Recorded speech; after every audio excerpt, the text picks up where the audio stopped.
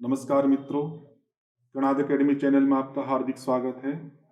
मित्रों, इस बार के नेट जेआरएफ के रिजल्ट में एकेडमी से लगभग 16 जेआरएफ उत्तीर्ण हुए हैं, तो उनका हम आपके सामने साक्षात्कार प्रस्तुत कर रहे हैं। तो उसी श्रृंखला में आज हमारे साथ धर्मा जी हैं उपस्थित।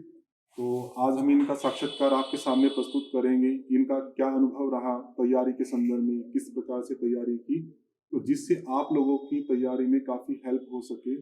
कुछ परेशानियां होंगी आपकी जो इनको भी रही होंगी, और तो उनका क्या क्या समाधान किया जा सकता है, तो उन सब बातों को लेकर हम चर्चा करेंगे। तो धर्मा जी, आपको पहले तो बहुत बहुत बधाई हो, इस बार आपने जार उत्तीर्ण किया। और आप लोगों को बता भी दें कि उनके काफ़ी मार्क्स आए हैं। तो धर्मा जी खुद ही बताएंगी कि उनके कितने कितने मार्क्स अब की बार अलग अलग पेपर के अंदर आए हैं। जी धर्मा जी। नमस्ते सर, थैंक यू। मेरे फर्स्ट पेपर में 38 मार्क्स है और सेकंड पेपर में 83 मार्क्स है। तो सबसे पहले आपका जो जेआरएफ उत्तीर्ण हुआ है, तो उसमें आप किन किन को धन्यवाद देना चाहेंगे, क्योंकि सबसे पहले उनको ही हम याद कर लेते हैं। पहले तो ईश्वर का धन्यवाद, फिर आपका, गुरुजी का, कनाड एकेडमी का, फिर मेरे माता पिता का और पूरे परिवार का भी साथ रहा है। और सभी जो यहाँ मेरे साथ जो पढ़ते थे, तो उन सब ने भी मुझे बहुत हेल्प की है, मोटिवेशन किया है, मतलब क्या पढ़े, किस तरह से तैयारी करे। तो सबका मिला के बहुत साथ है। जी जी, बिल्कुल बिल्कुल। तो हम तैयारी के संदर्भ में देखें कि जो दोनों पेपर की तैयारी है, फर्स्ट की भी सेकंड की भी, तो सेकंड पेपर की जो तैयारी है, तो उसको आपने किस प्रकार से फॉलो किया, संक्षेप में बताएं, फिर अलग अलग पार्ट पे हम आगे भी चर्चा करेंगे। सेकेंड पेपर जो योग वाला है, जी तो मैंने योगा का मेरा इतना बेस नहीं रहा है। मैंने एमए कंप्लीट किया है, वो भी मैंने ओपन यूनिवर्सिटी से किया है। जी और उसमें भी कोरोना टाइम में किया है, तो ना भी मैं कोई एग्ज़ाम दे पाई थी। जी तो मुझे कोई नॉलेज था नहीं योग, लेकिन योग में एमए शुरू कर दिया था। फिर मुझे वहाँ ऑनलाइन वर्कशॉप से पता चला कि ये नेट जेआरएफ होता है। जी फिर जो पेपर 1-2 का जो सारा क्रेडिट है, वो तो मैं एकेडमी को ही दूंगी, क्योंकि मुझे उसका कोई, तो मेरा बेस ही नहीं था, ज़ीरो नॉलेज था मुझे, ना दर्शन का, भगवत गीता का, ना एनाटॉमी का कोई मेरा था, आयुर्वेद का कुछ था, योग दर्शन का भी मैंने कुछ पहले नहीं किया था। तो बस वो पेपर 2 का सारा क्रेडिट जो किस तरह से मेहनत करनी है, वो एकेडमी का ही है पूरा। जी और पेपर 1 में है कि मुझे थोड़ा पेपर 1 किस तरह से उसको डील करना है, वो मुझे थोड़ा नॉलेज था। लेकिन वो जो कैसे उनको क्या कंटेंट रहेगा उसका, वो भी मुझे एकेडमी से ही सारा पता जी। चला है। चलिए, पेपर 2 के बारे में बात करें, तो आपने जैसे बताया कि आपकी जो स्टडी है वो उत्तराखंड ओपन यूनिवर्सिटी से हुई है। जी सर। तो सामान्यतः रहता ही है कि रेगुलर जो कोर्सेज होते हैं उसकी अपेक्षा से वहाँ पे बच्चों को उतने अवसर नहीं मिलते पढ़ाई के संदर्भ में। और आपके साथ तो आप तो क्लासेस भी नहीं ले पाई थी कोरोना के कारण से। तो बहुत सारे विद्यार्थी ऐसा भी समझते हैं कि जो व्यक्ति ओपन से एमए करता है, तो वो नेट जेआरएफ इत्यादि जो परीक्षाएं हैं उनको उत्तीर्ण नहीं कर सकता। वो अपने आप में कहीं ना कहीं इन्फीरियर महसूस करता है अपेक्षाकृत जो रेगुलर बच्चे हैं। तो क्या इस तरह की कुछ परेशानी आपने महसूस की?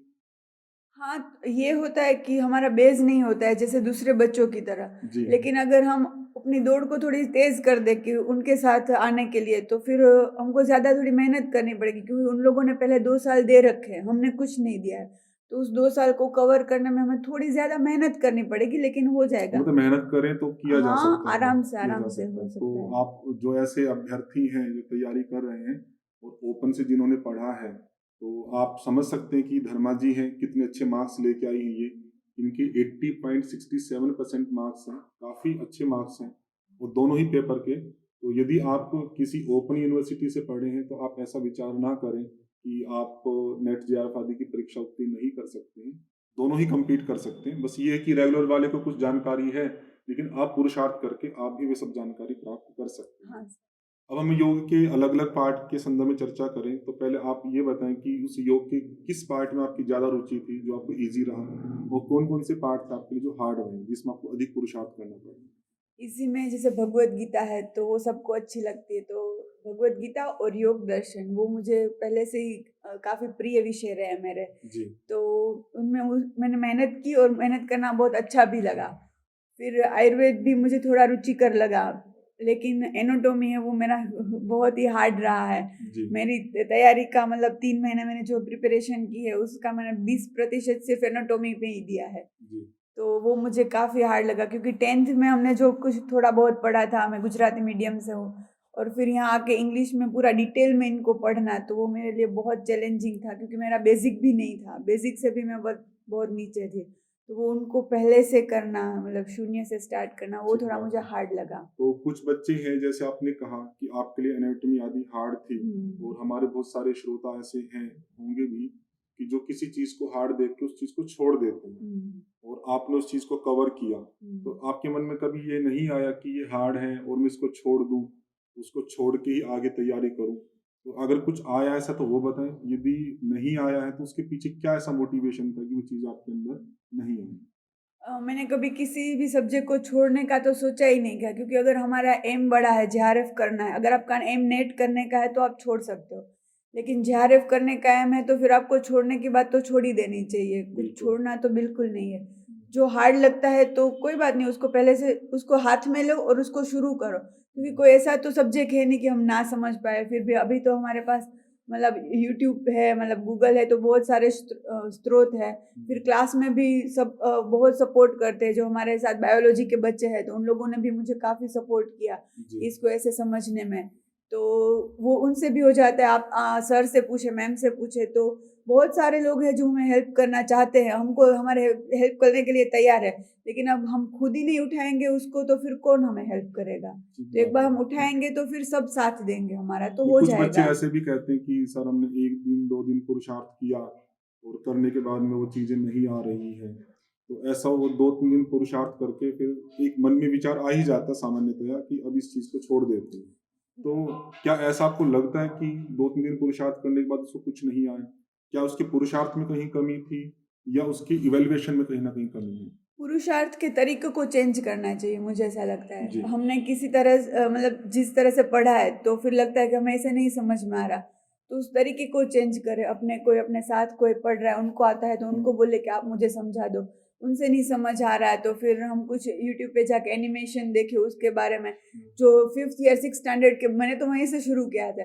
5वीं 6ठी क्लास के बच्चे को जो एनाटॉमी आती है, मैंने वहीं से देखना शुरू किया था। जी। तो उनका क्या इंटरेस्ट लेके एनिमेशन से करते, तो वो हमको समझ आ जाती है, तो मैंने वहीं से शुरू किया था। तो हमारे जो लर्न करने के, पढ़ने के तरीकों को हमको चेंज करना चाहिए। फिर वहाँ से जाके फिर अभी हाई लेवल का हम जो पढ़ सकते हैं तो उनको फिर हम समझ सकते हैं। ठीक बात है। तो मतलब स्टार्ट से हम कर सकते हैं, उसमें अपने आप को ये ना सोचे कि हम तो इतने बड़े हो गए, हम हाँ, छोटी-छोटी कक्षा की चीज़ों को क्यों नहीं पढ़ें? नहीं, मैंने तो हाँ, 5th 6th सीखना क्लास, है तो सीखना है तो हम हाँ, कहीं से सीख किसे सकते भी, हैं। हाँ। फिर भी एक पार्ट वो जो बच्चे ये सोचते हैं कि 3-4 दिन पुरुषार्थ करने के बाद में हमें वो चीज़ें क्लियर नहीं हुई, नहीं समझ में आ रही है। क्या आपको ऐसा लगता है कि बच्चा 3 दिन 4 दिन में किसी चीज़ को सीख रहा है तो कुछ ना आए, या उनका इवैल्यूएशन कुछ गलत है? हाँ, उनको ये तो समझ आ गया होगा कि मुझे क्या नहीं आ रहा है, उसमें कौन-सी चीज़ नहीं आ रही, तो फिर उनको वही उसी में फ़ोकस करना है। जैसे एनाटॉमी है तो उसमें मतलब 10 हमारे यूनिट है, डाइजेस्टिव सिस्टम है, रेस्पिरेटरी है, तो मुझे डाइजेस्टिव सिस्टम अच्छा और इंटरेस्टिंग लगता था और ईज़ी भी लगता था, तो मैंने उसी से शुरुआत की। जो हार्ड लगता है उसे हम बाद में कर लेंगे, लेकिन जो ईज़ी लगते हैं चैप्टर्स, या आपकी जिसमें रुचि है, जैसे किसी की मसल्स में, बोन्स वाले चैप्टर में बहुत अच्छा इंटरेस्ट रहता है, तो जो 10 में से आपको जो चैप्टर में 1-2 में इंटरेस्ट है तो हम पहले उसी को कवर करें, ठीक फिर बात है। उससे आगे फिर हार्ड में जाए, ऐसा जैसे आपने करें। एनाटॉमी तैयार की, तो आपने 1-2 दिन पढ़ा उसको, तो 1-2 दिन पढ़ने से वो तैयार होगी, या आपने किसी एक सिस्टम पे काफ़ी बार समय दिया?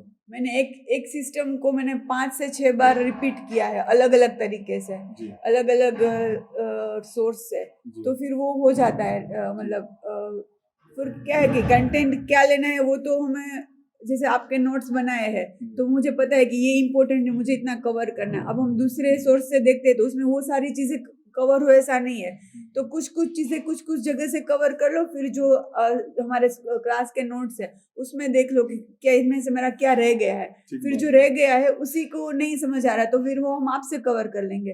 तो पूरा अलग-अलग चीज़ को कवर करना चाहिए, मुझे ऐसा ये लगता बात है। ध्यान देने योग्य है, अपने श्रोताओं को बताना चाहूँगा। जैसे धर्मा जी ने बताया कि 1 बार या 2 बार उस चीज़ को पढ़ने से कोई आवश्यक नहीं है कि वो चीज़ आपको समझ में आ ही जाए। तो हमने पहले भी एक इंटरव्यू में चर्चा की थी मनोज जी के साथ में, तब भी मैंने संकेत किया था कि सबके कुछ ना कुछ कठिन, कुछ ना कुछ सरल पार्ट रहता ही है पढ़ाई के संदर्भ में। तो जिनका जो कठिन है, उसके लिए उनको 1 बार, 2 बार, 5 बार, 7 बार, हो सकता है 10 बार भी वो चीज़ देखनी पड़े। लेकिन ये अवश्य है कि एक बार जब आप उसको देखते हैं तो कुछ ना कुछ 10-20% तो आता हाँ ही है। हाँ फिर दूसरे सोर्स से देखेंगे और 20-30% आएगा। एकदम ऐसे सही 5-7 बार उस चीज पे अगर हम फोकस करते हैं तो 100% आ जाता आ है। जाता है। बिल्कुल, वो बेसिक किया जा सकता है। ठीक बात। हम्म, तो आपने जैसे योग की तैयारी की तो कुछ ना कुछ अपना एक मेन पार्ट रहता है जो हमारा मजबूत होता है। तो मैं दो चीजों में डिवाइड करूं योग की तैयारी को, एक अंडरस्टैंडिंग का पार्ट है और एक फैक्चुअल पार्ट है। कि आपका कोई एक मजबूत है, दोनों ही पार्ट आपके मजबूत हैं? मेरा अंडरस्टैंडिंग का पार्ट मजबूत था, लेकिन जो याद करना होता है फैक्चुअल, हमको सिर्फ वो उसको याद ही रखना है। जैसे उपनिषद में आता है तो फिर उसमें हम अपना दिमाग कुछ नहीं लगा सकते, बस उसको याद। तो मेरा वो पार्ट मुझे कभी मैंने यूज इतना नहीं किया था। जी। फिर जो मुझे यहाँ क्लास से, जैसे आपने बोला कि शॉर्ट नोट बना के उसको ऐसे याद करो, जैसे आप यूज करोगे उस पार्ट को वैसे यूज होगा। तो फिर मैंने एक दो उपनिषद में वो ट्राई किया तो मुझे आराम से याद रहेगा, क्योंकि पहले मैंने नहीं किया था तो मुझे लग रहा है इसे कैसे होगा। ठीक बात। तो फिर वो मैंने दो उपनिषद याद किए, योग उपनिषद। तो फिर मुझे बहुत अच्छा लगा और मुझे बहुत कॉन्फिडेंस आ गया। जल्दी चीज तो फिर मैंने सारे योग उपनिषद, सारे प्राचीन उपनिषद और भगवत गीता के सारे अध्याय और जो दर्शन के हमारे, उन सबको ऐसे शॉर्ट नोट में बना लिया और उन सबको ऐसे याद कर लिया। तो याद करने वाला पार्ट ये है कि अगर हम करेंगे तो फिर हो जाएगा, और एक दो हो गया ना तो फिर कॉन्फिडेंस आ जाएगा कि हो जाएगा। ठीक बात, क्योंकि ये दिक्कत रहती है। बहुत सारे विद्यार्थी जब तैयार करते हैं, जिसकी ज्यादा एज है उनकी अंडरस्टैंडिंग अच्छी रहती है, उनको लगता है हम समझ सकते हैं। हाँ और उस एज में जाके उनको लगता है कि याद करना बहुत कठिन हाँ है। कठिन और है। कुछ जो एज कम वाले होते हैं तो हम याद कर सकते हैं, अंडरस्टैंड कठिन है। तो आपको क्या लगता है किसी एक पार्ट से काम चलाया जा सकता है या दोनों ही आवश्यक है तैयारी नहीं, में? दोनों ही आवश्यक है, क्योंकि कुछ में हमको, जैसे पेपर 1 जो है वो तो पूरा ऐसे अंडरस्टैंडिंग पे अंडरस्टैंडिंग है। बेस्ड। जी। योग के पेपर में भी कई चैप्टर्स जैसे जैसे एनाटॉमी है, उन सब में हमें अंडरस्टैंडिंग ही चाहिए। मतलब कुछ ऐसे घुमा फिरा के भी पूछ लिया तो हमारी अंडरस्टैंडिंग अच्छी होगी तो फिर हमको, मतलब कुछ क्वेश्चन आप फैक्ट कर सकते हो, हाँ, लेकिन फिर भी बहुत सारे क्वेश्चन अंडरस्टैंडिंग के बेस अंडरस्टैंडिंग पे चाहिए। जी। तो योग में ज्यादा तो फैक्चुअल पार्ट ही है, तो उसमें हमको मेमोरी अपनी बढ़ानी शार्प बढ़ानी करनी चाहिए, पड़ेगी, जी। और वो तो प्रैक्टिस से ही होगा। प्रैक्टिस से हो सकता है। रिवीजन, जैसे आप बोलते हो कि आज एक उपनिषद किया तो आप एक वीक तक उसका रिवीजन करो, फिर चाहे आप 2 दिन बाद उसका रिवीजन करो। तो फिर मैंने ऐसे ही किया था कि जब कोई उपनिषद तैयार किया है तो रोज उसको याद बोलो अपने आप, फिर आंख जी। बंद के याद करो। फिर वही चीज आपकी एक उपनिषद जो आपने पहले 2 घंटे लगाया, 3 घंटे लगाया याद करने में, वो फिर आपका 15 दिन बाद 5 मिनट में रिपीट हो जाएगा। ठीक बात। तो थोड़ा सा आप इसी चीज को कि आपने जो योग का टेक्स्ट है जो आपने याद किया, तो हम अपने श्रोताओं को बताना चाहते हैं, थोड़ा सा कोई अगर एग्जांपल आपको याद हो, कोई फैक्ट, कैसे आपने उसको याद करने का प्रयास किया, थोड़ी स्ट्रेटेजी के बारे में बताइए। हाँ, जैसे क्लास के नोट्स है तो फिर उसमें से मैंने शॉर्ट नोट्स बना लिए अपने। जी। मतलब जो पूरी लाइन है तो फिर उसको 2 शब्द में बना लिया कि इसमें ये चीज आती है। ठीक है। फिर उस उपनिषद का नाम लिया, फिर उस उपनिषद में पहले क्या आया, दूसरा क्या आया, तीसरा क्या आया, चौथा क्या आया। ठीक तो है। 4 अध्याय आए तो फिर उसके 4 अध्याय कितने, 4 अध्याय के अंदर, पहले अध्याय के अंदर कितनी चीज है, तो कि 3 चीज है। जो मैंने लिखा हुआ है वो आंखें बंद करके भी और आंखें खुली रख के भी मेरे सामने दिखता है कि मैंने यहाँ ये लिखा है, ये बिल्कुल, लिखा है, ये बिल्कुल। लिखा है। तो फिर वो हमको याद करते रहना है, फिर देखना है पूरा याद करने के बाद कि कहीं कुछ छूट गया है क्या। तो छूट गया है तो फिर नेक्स्ट टाइम उसको उसको फिर फिर रिवाइज कर लो। रिवाइज कर लो और फिर उसको भी इंक्लूड कर लो। तो यही चीज अब एक शास्त्र के बारे में, मतलब हमने 3-4 दिन कर ली तो फिर हम उसके बहुत अवेयर हो जाएंगे। जी। फिर रास्ते में यहाँ से मैं क्लास से घर जाती थी, फिर मैं वो जाते हाँ, वो जाते जो याद माइंड में कर, चलता रहता है उसको आप रिकॉल करते हाँ, रहते वो हो। मैं रिकॉल करके करते मैं यहाँ से जाती हूँ तो मैं 2-3 उपनिषद रिकॉल हो जाते हैं मेरे। जी, जी। तो वो भी हो जाता है। कहीं ब्रेक में टाइम मिला तो ब्रेक में फिर हमने ऐसे ही रिकॉल कर लिया अपने आप, फिर बुक की जरूरत नहीं पड़ती है।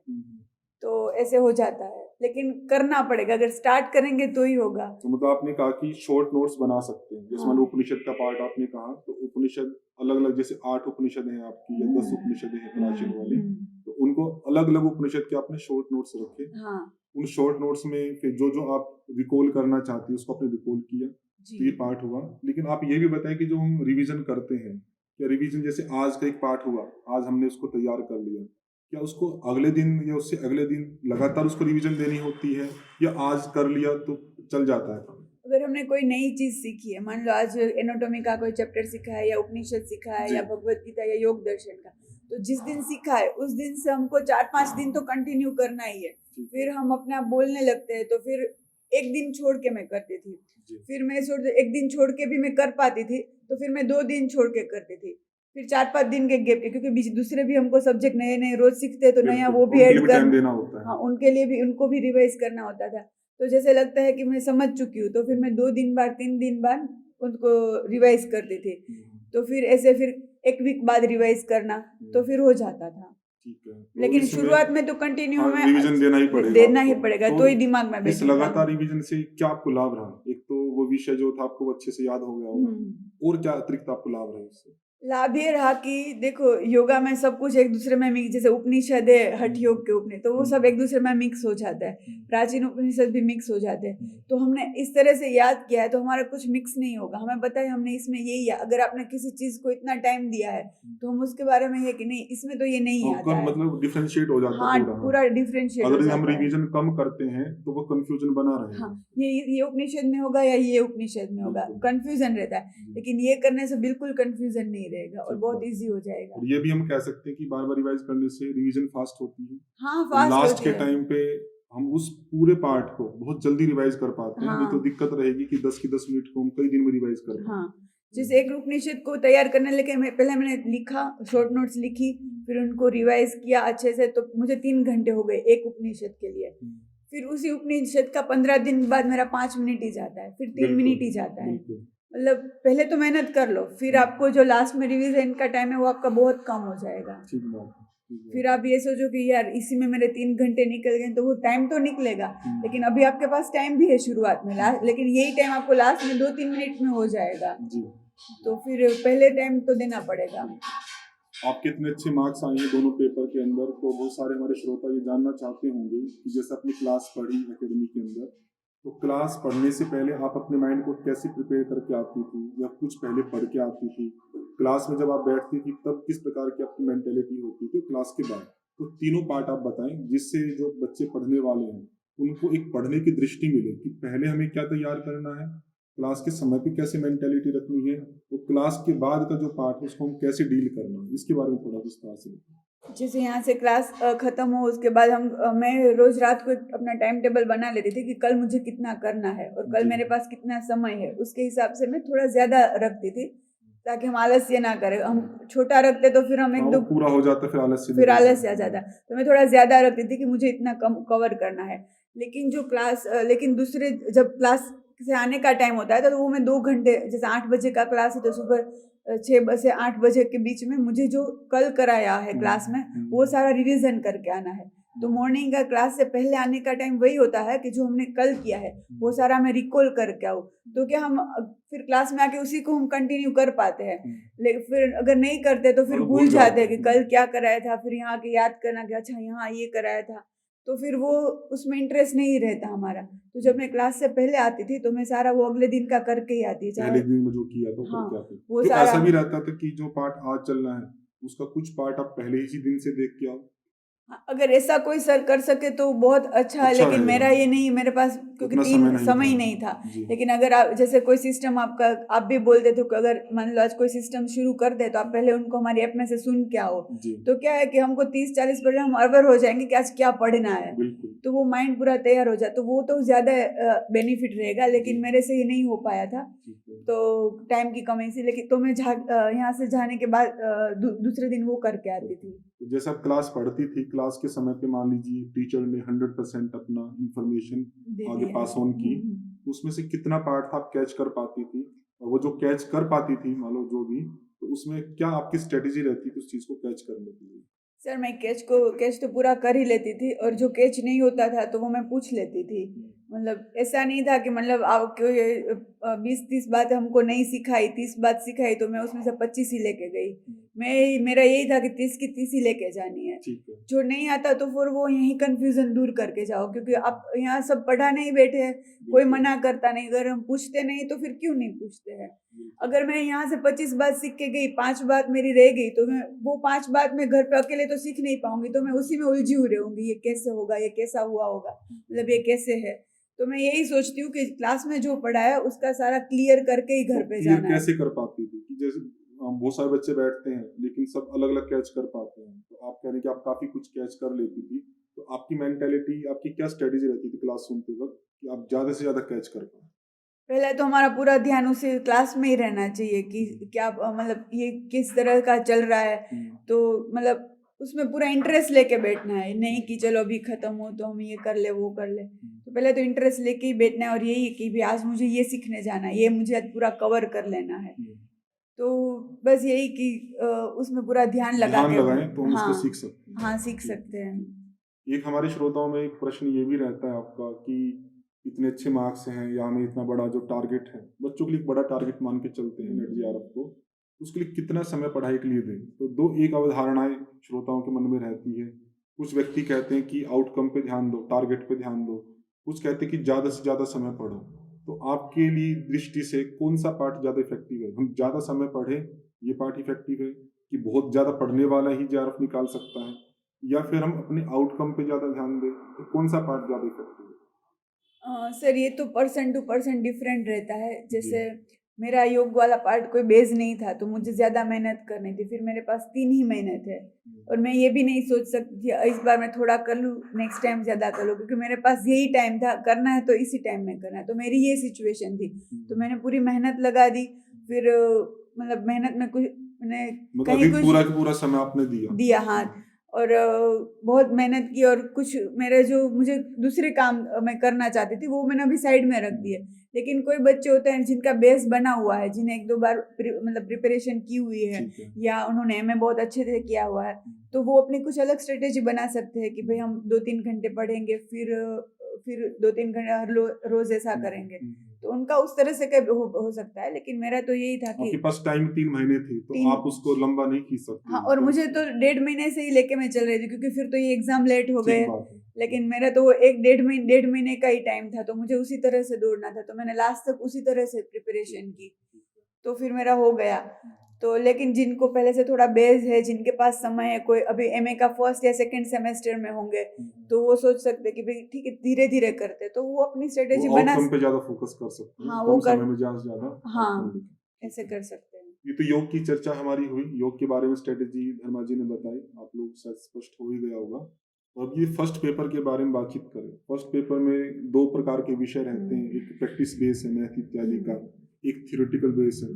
तो हम हमारे श्रोता जानना चाहेंगे कि आपका पहले से मैथ का बेस था आपका? हाँ, मैथ्स का बेस तो था, मैंने उसकी अंडरस्टैंडिंग अच्छी थी, लेकिन मुझे थोड़ा कैलकुलेटिव प्रॉब्लम हो रहा था, क्योंकि मैंने मतलब बहुत सालों से कैलकुलेटर का यूज ज्यादा कॉमर्स करते की हैं। स्टूडेंट रही हूँ, तो कैलकुलेटर का ही यूज़ किया है। जी। तो मेरा उसमें बहुत मिस्टेक्स हो जाती थी टेबल्स में वगैरह जी। में, तो उसमें मुझे दिक्कत होती थी। लेकिन वो अंडरस्टैंडिंग जैसे डीआई की अंडरस्टैंडिंग है, तो वो मुझे कर लेती थी कि इसको किस तरह से करना है। तो समय बस इसमें मुझे थोड़ा ध्यान देना पड़ा था तो आप दोनों कैलकुलेटिव प्रकार में। से बताएं कि जिनका मैथ का बैकग्राउंड नहीं है उनके लिए उस मैथ डीआई को सीखने की क्या स्ट्रेटेजी हो सकती है, और कुछ बच्चे जिनका मान लो बैकग्राउंड है भी और वो और ज्यादा उसको रिफाइन करना चाहते हैं, तो वो किस प्रकार से तैयारी करें? सर दोनों के लिए यही है, प्रैक्टिस है। प्रैक्टिस है। तो प्रैक्टिस जैसे करेंगे, जैसे आप बोलते हो हर रोज डीआई लगाओ, मैंने हर रोज डीआई लगाई थी। जी। मतलब कम से कम जो हम बुक फॉलो करते प्रीवियस ईयर के जो पेपर थे प्रीवियस ईयर सब पेपर्स दिए के, हैं। हाँ। तो मतलब 50 तो उसी में हो गया था मेरा, तो जी। 50-60 डीआई तो मैंने प्रैक्टिस किए ही थे इतने 3 महीने में। तो वो प्रैक्टिस से ही होगा। अगर आपका मैथ्स बहुत अच्छा है, आपको लगता है, लेकिन फिर भी आपको वीक में 2-3 डीआई तो लगा ही लेनी चाहिए। ऐसे नहीं हवा में रहना चाहिए कि भाई हो जाएगा मेरे से, क्योंकि वहाँ फिर टाइम की क्यों हो तो जाता है, तो वो उस चीज आपको जो 20 टाइम की मिनट दिक्कत रहती है। हाँ हम कर लेते डीआई, जी। वो 20 मिनट लेती है हमारा, लेकिन एग्जाम में हमारे पास वो 20 मिनट उसके लिए नहीं होता है, उसके लिए हमारे पास 10 से 12 मिनट होता है। तो प्रैक्टिस से क्या होगा, वो टाइम कम होगा। तो ठीक एग्जाम बात में तो हमको, तो जिसका मैथ्स अच्छा है वो भी ऐसे ना रहे कि भाई मैंने तो कर लूंगा, उसको भी प्रैक्टिस करनी है, और जिसका नहीं है उनको तो प्रैक्टिस करनी है।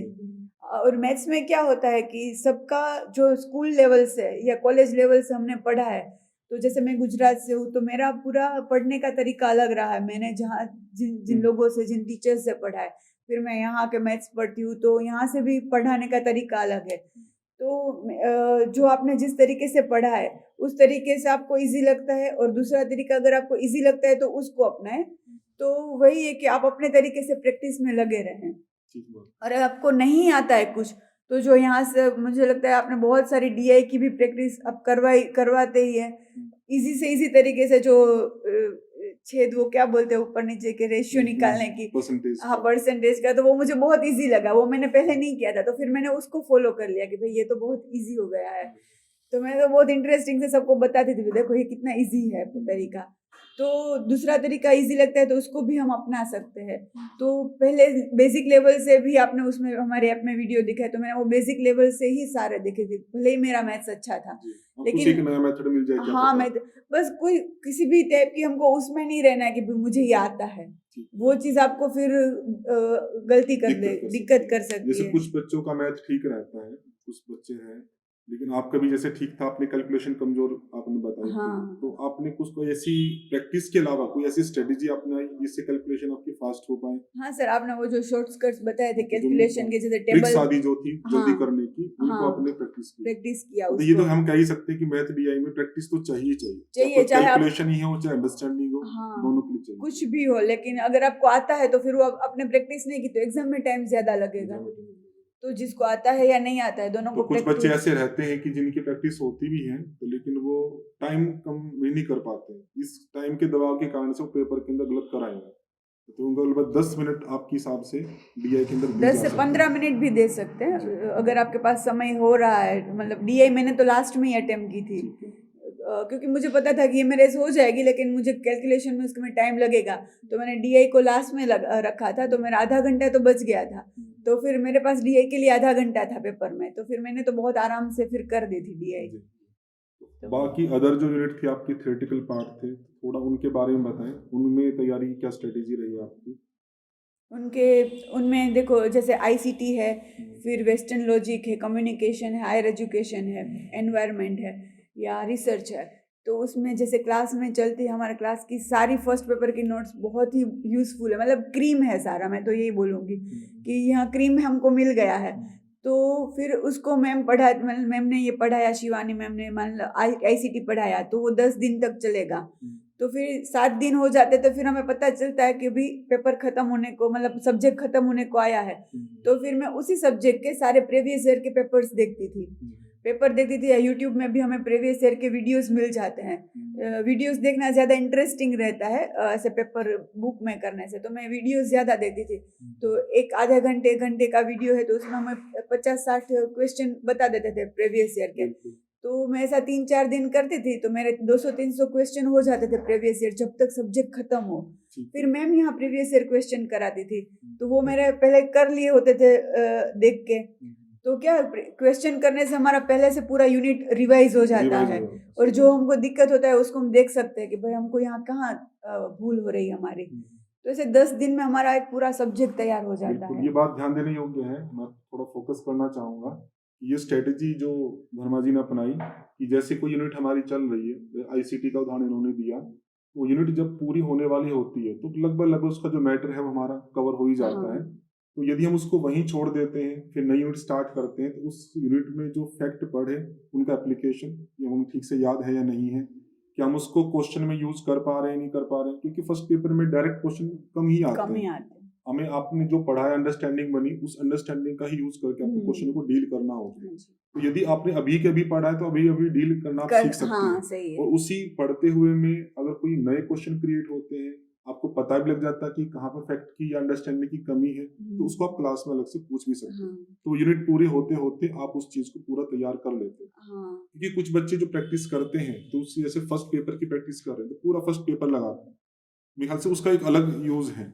और एक पार्ट है कि एक यूनिट की ही प्रैक्टिस करें, तो उसका अपना अलग यूज है। तो जिस समय हम एक यूनिट को तैयार कर रहे हैं, उस समय हम एक ही यूनिट के क्वेश्चन लगाए। जब सारी यूनिट हो गई है तो फिर सारी के लगा। फिर सारे के करेंगे, तो फिर पहले तो किए होंगे, तो फिर सारे करेंगे तो हमको वो आ जाएंगे, तो हमारा कॉन्फिडेंस तो हम उसको मिक्स रूप में, क्योंकि एक कर रहे हैं तो एक प्रकार की मेंटालिटी है, 10 मिनट कर रहे हैं तो 10 मिनट को एकदम से कैसे स्विच करें, कभी मैथ कर रहे हैं, कभी आईसीटी, कभी एनवायरनमेंट, तो वो भी एक अलग माइंड की प्रैक्टिस। जैसे मैंने उपनिषद में बताया कि पहले आप एक सब्जेक्ट को पूरा टाइम दो, फिर जब मिक्स होगा तो फिर उसमें आपको दिक्कत नहीं होगी। जैसे उपनिषद में हमने टाइम दिया तो फिर सारे में आ जाएंगे, तो भी हमें कोई दिक्कत नहीं होगी, क्योंकि हमने एक एक को पूरा टाइम दिया है।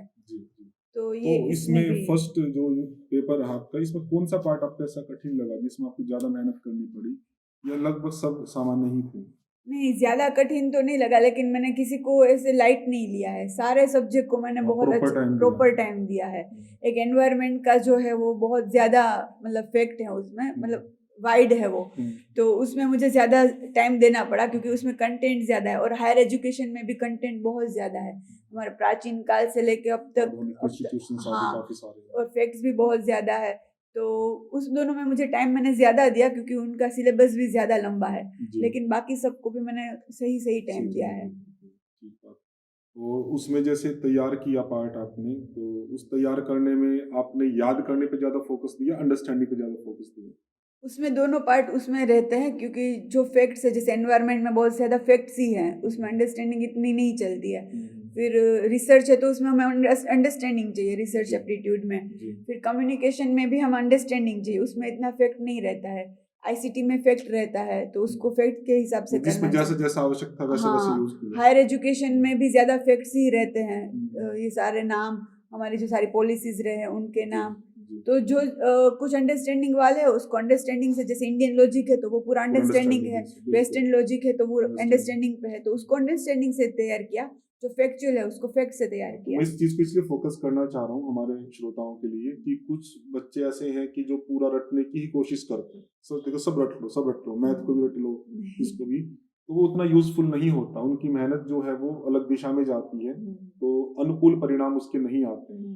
क्योंकि आपके नंबर बहुत अच्छे मार्क्स है फर्स्ट पेपर में, सामान्यतः इतने नहीं आते हैं, 38 मार्क्स, तो बच्चों को जानकारी रहती है, इच्छा भी रहती है कि किस प्रकार से रहा होगा, इसलिए मैंने इस बारे में पूछा आप लोगों के लिए कि अंडरस्टैंडिंग और याद करना दोनों भी फोकस रखा, जिसका जैसा विषय था अंडरस्टैंडिंग का तो अंडरस्टैंडिंग, जिसका याद करना याद करने का, और वो पहले ही बता चुकी धर्मा जी, जैसे योग में रिवीजन करती थी, मुझे लगता है उसमें भी प्रॉपर आपका रिवीजन रहा ही होगा, उसके अंदर ऐसी कोई दिक्कत नहीं रही होगी। तो ये तो तैयारी के पार्ट में हुआ आपका, और मार्क्स आप बताए आपने 38 हैं आपके फर्स्ट पेपर में, और योग में आपके 83, या कुछ ऐसा पार्ट मिला कि कुछ क्वेश्चन आपको आ रहे थे और वो गलत हो गए हों? हाँ सर, ऐसे 5 से 6 क्वेश्चन है, मतलब जो बेसिक क्वेश्चन थे, बहुत इजी क्वेश्चन थे, वो मैं गलती करके आई हूँ। मुझे थोड़ा एक्चुअली मुझे घड़ी पहननी, घड़ी में देख के पेपर देने की आदत है, तो हमारी वहाँ घड़ी निकाल ली थी, घड़ी नहीं पहनने दी थी, तो उसी में हमको सेकंड्स में आ रहा था कंप्यूटर में, तो उसी में हमको देख के करना था। तो वो मैं थोड़ा, मुझे लगा कि ज़्यादा टाइम हो गया है। मेरा जो फर्स्ट 10 क्वेश्चन है वही पैराग्राफ आ गए थे, तो उसमें मेरा टाइम ज़्यादा हो गया पैराग्राफ में। जी, और मतलब पौना घंटा हुआ तब तक मेरे 40 या 50 क्वेश्चन ही हुए थे, और जब मैं यहाँ टेस्ट देती थी तो मेरे पौने घंटे में मेरा सारा पेपर हो जाता था, क्योंकि यहाँ हम पैराग्राफ वाले क्वेश्चन नहीं करते थे। तो मुझे वो डर हो गई मैं कि यार मैंने कितना टाइम कर दिया है, तो फिर वो डर की वजह से जो दूसरे हाँ, दो जो तीन ठीक हो क्वेश्चन सकते आए हैं। ना, उसमें मैंने दिमाग नहीं दिया और आंसर देती गई। जी, फिर मैंने सोचा कि नहीं, दिमाग सोच के देती हूँ। तो कभी ऐसा हो जाता है कि जब पहली बारी मैंने पेपर दिया है तो मेरा वो कोई अनुभव नहीं था टाइम का, या कि घड़ी नहीं पहनने देंगे या कुछ, तो वो थोड़ा मैं हड़बड़ा गई थी, तो उसमें मेरे 2-3 क्वेश्चन गलत हो गए थे, और मैंने 2 में मैथ्स के भी गलत करके आई हूँ, जो बहुत ही इजी क्वेश्चन थे। जी, मतलब मेरे आसपास वाले सबको आ गए थे, ठीक लेकिन बात मैं है। ही नहीं कर पाई। तो मैं यही कहूँगी कि मैंने उसमें प्रैक्टिस नहीं की थी, क्योंकि मैंने भी यही सोच लिया था कि भाई ये मैं सीरीज़ है तो बहुत ईज़ी होती है तो मैं कर लूँगी वो। लेकिन वहाँ मेरा दिमाग ही नहीं खुला सीरीज़ में, जो कि बहुत ही ईज़ी सीरीज़ थी, ठीक क्यूब बात। करके +1 आपने वाली। बताया स्पीड का क्वेश्चन भी इजी था, वो गलत हाँ, नहीं हुआ। स्पीड का क्वेश्चन भी ईज़ी था, मतलब क्लास में जब आप कराते थे तो मैं सबसे पहले करके रख देती थी, लेकिन वहाँ मेरा दिमाग नहीं खुला क्योंकि फिर मैंने वो उसकी प्रैक्टिस नहीं की। तो यही है कि मतलब तैयारी होने के बाद भी प्रैक्टिस चाहिए, हाँ, क्योंकि चाहिए। प्रैक्टिस नहीं होगी हाँ, तो क्योंकि एकदम से मुझे माइंड क्लिक कम नहीं समय करता था है। तो मुझे दूसरे सब्जेक्ट कवर करने में ज़्यादा ध्यान देना था, तो मैंने कहा कि मैथ्स हो जाएगा लास्ट में। लेकिन फिर मैं भी 2 मैथ्स के ही गलत करके आई, वरना मेरे उसमें तो 40 आ इसमें जाते इस हैं। तरह का पार्ट ना लगभग सभी बच्चों के साथ होता है, जो कहीं पे भी हो अपनी एकेडमी से कहीं भी, तो कुछ क्वेश्चन ऐसे रहते हैं 5-10 अलग-अलग कि या तो गलत हो जाते हैं या छूट जाते हैं। हाँ। तो इन कमियों को कैसे दूर किया जा सकता है कि वो गलत ना हो, कम से कम हो, और क्वेश्चन ना छूटे, जिसको मैनेजमेंट के रूप में हम कह रहे हैं, तो क्या उसमें स्ट्रेटेजी अपनानी चाहिए? बस पेपर के टाइम बिल्कुल भी डरना नहीं है। मैं वैसे बिल्कुल मैं तैयारी के साथ ही गई थी कि भाई नहीं डरना है ये सब, लेकिन फिर ये टाइम का हुआ ना तो मैं भी थोड़ा डर गई कि भी क्या होगा, इतना ठीक बात है। टाइम लग रहा है। तो छोटी-छोटी कभी बहुत मिस्टेक्स हो जाती है हमसे, लेकिन हम ज़्यादा से ज़्यादा अगर हमने उसमें टाइम दिया है, तो प्रैक्टिस की है, तो फिर हमका वो कवर हो जाएगा हमसे। जी। बस यही है कि शांत मन करके पेपर दीजिए और मतलब ज़्यादा डर रहेगा तो टाइम ज्यादा लगेगा। हाँ, डर रहेगा तो टाइम भी ज़्यादा डर यदि लगेगा नहीं रहेगा और तो आंसर भी गलत होंगे, तो जी। बस डरना नहीं है। आपका कुछ ऐसा भी रहा कि आपने पहले कॉम्प्रिहेंशन पे टाइम ज्यादा लगा दिया, हाँ, अगर आप मेरा पहले से स्पीड मेंटेन करती तो शायद टाइम की इतनी हाँ, दिक्कत मेरा नहीं फर्स्ट रहती। क्वेश्चन ही कॉम्प्रिहेंशन वाला आ गया और दूसरा क्वेश्चन भी कॉम्प्रिहेंशन वाला आ गया योगा के पेपर जी में। दोनों कॉम्प्रिहेंशन वाला आ गए तो 15 मिनट वो 10 क्वेश्चन करने में ही चले गए। जी तो फिर जब मैंने टाइम देखा तब मैंने ये नहीं सोचा कि ये कॉम्प्रिहेंशन की वजह से टाइम गया है। जी मैंने यही सोचा कि मैं बहुत धीरे कर रही हूँ, तो मैंने हम्म, फास्ट करने की ट्राई की, तो फिर इसमें जो मुझे बहुत ईज़ी क्वेश्चन वो थे, कुछ गलत हो वो भी गलत तो हो आपके काफी ज्यादा मार्क्स होते हैं। हाँ, सर और आप लोगों को जानकारी दे दे कि ये धर्मा जी का फर्स्ट अटेम्प्ट था, पहला ये अटेम्प्ट था। और ये भी एक विशेष बात है। दूसरा, इन्होंने उत्तराखंड ओपन यूनिवर्सिटी से क्लास ली थी और क्लास ले भी नहीं पाई थी, ये भी एक विशेष बात है। तो मैं इसलिए बता रहा हूँ कि जिनका बेस नहीं होता है तो उनके मन में ये रहता कि हम पता नहीं तैयारी कर पाएंगे नहीं कर पाएंगे, फर्स्ट अटेम्प्ट में कर पाएंगे नहीं कर पाएंगे। तो धर्मा जी के इतने अच्छे मार्क्स फर्स्ट में भी योग में भी, एक बड़ा ही आश्चर्य का विषय है ये बच्चों के लिए। तो वो भी कब, जब इनका फर्स्ट अटेम्प्ट था, वो भी उत्तराखंड ओपन यूनिवर्सिटी से था और वो भी 3 महीने का पार्ट। ये तीनों ही पार्ट आपके लिए एक विशेष था, तो ये मेहनत की दृष्टि से आपको कहा जा सकता है। तो और आप अपनी तरफ से बच्चों को कोई सुझाव देना चाहें कि जी। क्या ध्यान रखें तैयारी के संदर्भ में, या कुछ आप बताना चाहें कि क्या क्या मटेरियल आपने यूज किया, कैसे कैसे पढ़ाई की, तो संक्षेप में आप थोड़ा बताएं जिससे जी। उनको हेल्प हो। जी सर, मैंने कोई शास्त्र नहीं पढ़े, मतलब मेरे पास इतना टाइम ही नहीं था कि मुझे बहुत इच्छा थी कि मैं भी घेरन संहिता पूरी पढूँ या शास्त्र पूरे प्रदीपिका पढूँ, लेकिन टाइम तो था नहीं।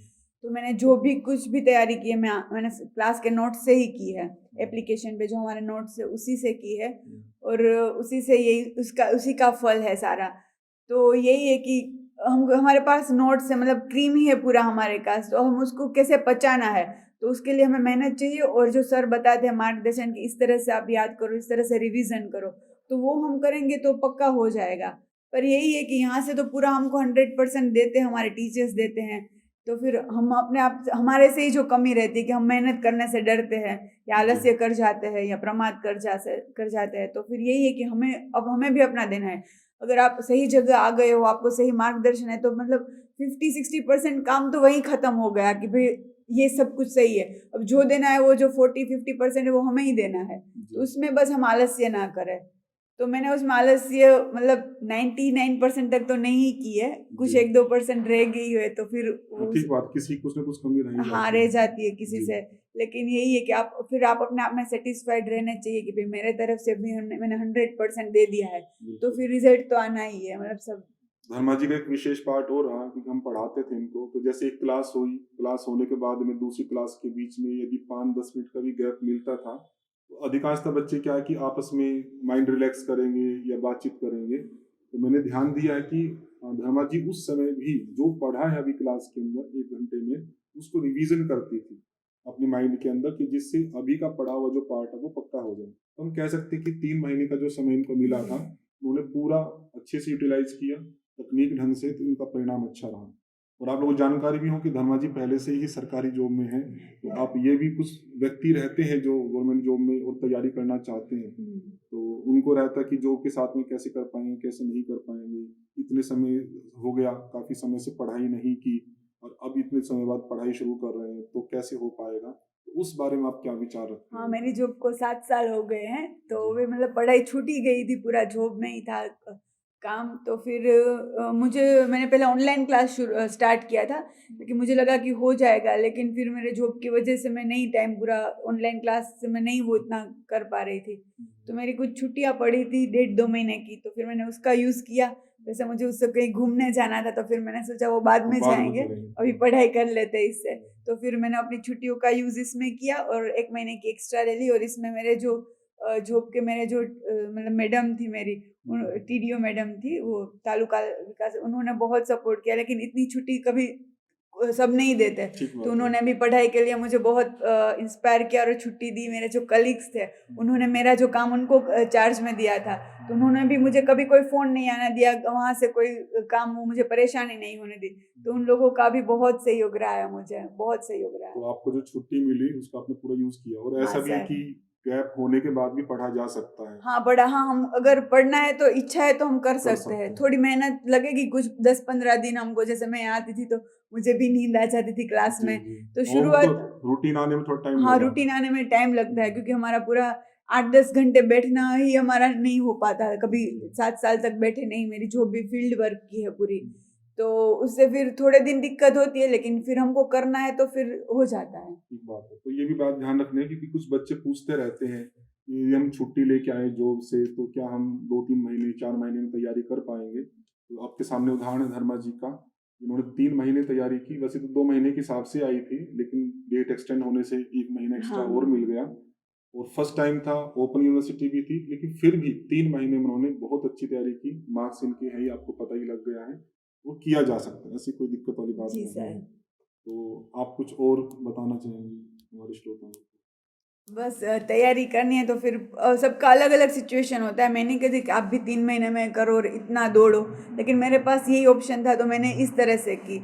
आप अपने हिसाब से ही करना, मतलब आपके लिए जो बेस्ट रहता है।